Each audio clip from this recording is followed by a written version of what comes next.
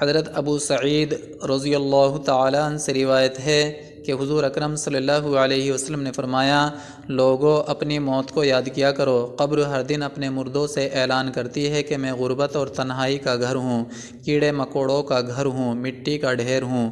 جب مومن کو دفن کیا جاتا ہے تو قبر اسے مرحبا کہہ کر خوشخبری دیتی ہے کہ میری پشت پر چلنے والوں میں سے تو بڑا محبوب تھا، آج میں تیری ہو گئی اور تو میرے پاس آ گیا، آج میرا احسان دیکھ۔ یہ کہہ کر قبر کشادہ ہو جاتی ہے اور جنت کا دروازہ کھول دیا جاتا ہے، جہاں سے اس کو تازہ ہوا آتی ہے۔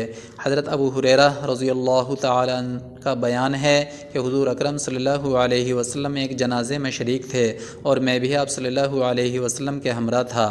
آپ ایک قبر پر بیٹھ گئے اور فرمایا کہ یہ قبر ہر روز بآواز بلند کہتی ہے کہ آدم کی اولاد، تو کیوں مجھے بھول گیا؟ کیا تجھے یہ معلوم نہیں کہ میں تنہائی کا گھر، غربت کا گھر، وحشت کا گھر اور کیڑے مکوڑوں کا گھر ہوں؟ مگر اللہ جس کے لیے کشادگی کا حکم فرمائے گا اس کے لیے کشادہ ہو جاؤں گی۔ اس کے بعد آپ صلی اللہ علیہ وسلم نے فرمایا، اے قبر، تو یا تو جنت کا چمن ہے یا تو پھر آگ کا ایک تندور ہے۔ حضور صلی اللہ علیہ وسلم نے فرمایا کہ مردہ جب قبر میں رکھا جاتا ہے تو قبر اسے کہتی ہے، اے ابن آدم، تو ہلاک ہو، تجھے کس چیز نے مجھ سے دھوکے میں رکھا؟ کیا تجھے معلوم نہ تھا کہ میں کیڑے مکوڑوں کا گھر ہوں؟ تجھے کس چیز نے مجھ سے بہکا کر نڈر کر دیا اور تو میری پشت پر بہت اکڑ کر چلتا تھا؟ اگر وہ مردہ نیک ہوگا تو جواب دینے والے اسے جواب دیں گے کہ اے قبر، تو دیکھ تو صحیح اس کے اعمال کیسے ہیں، یہ اچھائی اختیار کرتا تھا اور برائی سے دور رہتا تھا۔ یہ سن کر قبر کہتی ہے، بے شک یہ نیک تھا، اب میں اس کے لیے سرسبز ہو جاتی ہوں۔ مردے کا جسم اس وقت منور ہو جاتا ہے اور اس کی روح اللہ تعالیٰ کی طرف بھیج دی جاتی ہے۔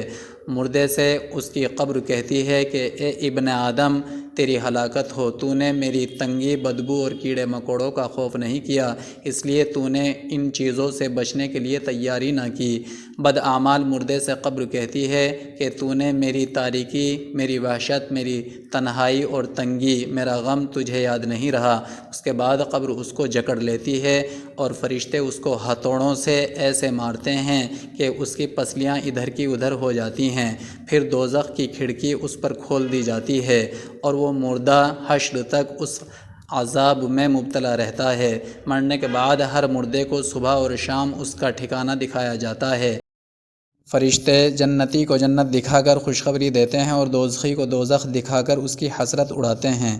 دوستو، آپ ہمارے اسلامی مفتاحی چینل کو سبسکرائب کریں، ویڈیو کو لائک اور شیئر کریں۔